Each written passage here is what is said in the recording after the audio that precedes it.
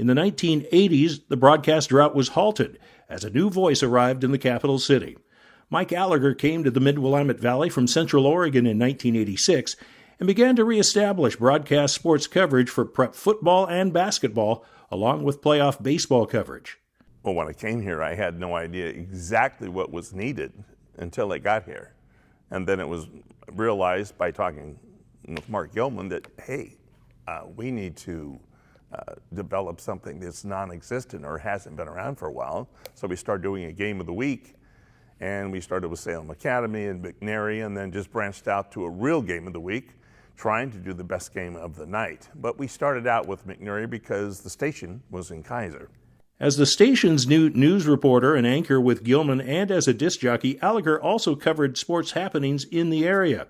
That included several feature interviews with baseball standouts like Hall of Famer Sandy Koufax and an 18-year-old minor leaguer named Ken Griffey Jr. You know, we started something at KYKN, Mark and I, that he's a very staunch newsman. I'm kind of a sports guy. I worked late doing news and disc jockey work. Didn't like the disc jockey work, but allowed me to do other things when there was a game on or something. And we were able to prepare and really be able to put good games on the air, plan games, and then just get interviews from famous people. I mean, I got lucky and got Ken Griffey Jr. once with Sandy Koufax a month or so before that. They just happened to be playing the Salem Dodgers or in town for that. The Jack Ramsey story, all that. It was just something. We worked hard at bringing a big-time sound to Salem, much like Portland. We wanted to get that headline, and I'm going to speak for a sports headline in this case. And I wanted it. I wanted us to have credibility, and we did have credibility. Associated Press award winners for sports and news and radio and small market and just things like that. That was very, very touching as well. In 1990, Capital Community Television added available cable access games using the voices from the radio stations, expanding options for local residents.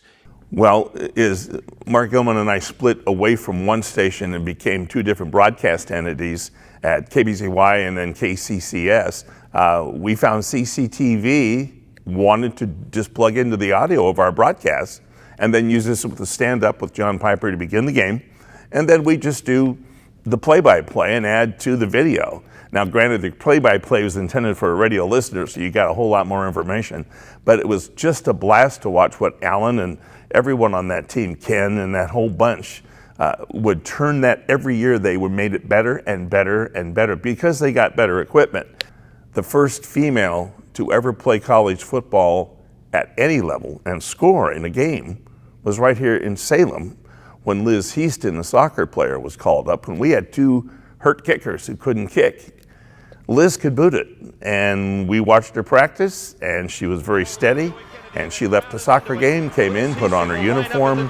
We were in the broadcast booth. She came out late on the field. They brought her in to kick 2 extra points, and she hit them both, and history was made. And one of the prouder moments, I think, anytime I've ever done anything in sports where I will always look to that and say, that was a very, very proud and happy moment because it was a first. I'm approaching 70. I've been doing it since the fall of 80 with a few years off here and there. National Guard kind of cut into it there for a while. As long as I have a voice and I'm able to paint the picture, as long as I'm able to bring a semblance of a broadcast, whether it's football or basketball, you really don't want me doing baseball. But if I can still bring a good semblance of a broadcast and prepare, and the main thing is to have fun doing it before, during, and after, then I'll continue to do it. I know my friend Jerry Allen of the Ducks, he's 75, and he's got a couple more seasons left in him. So I think I may have a couple more seasons left in me. Yet, grandchildren might get in the way. Mike Allegre has brought prep and small college sports to life locally for those unable to attend in person.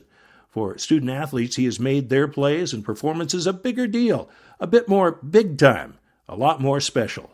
For hearing his voice through the radio, TV, cell phones, and PCs, his descriptions have painted pictures that have brought the action to life. Mike has created memories that will last a lifetime. For over 35 years, he has made high school sports important and matter just a little bit more. For that work alone, Mike Allegre is a beacon.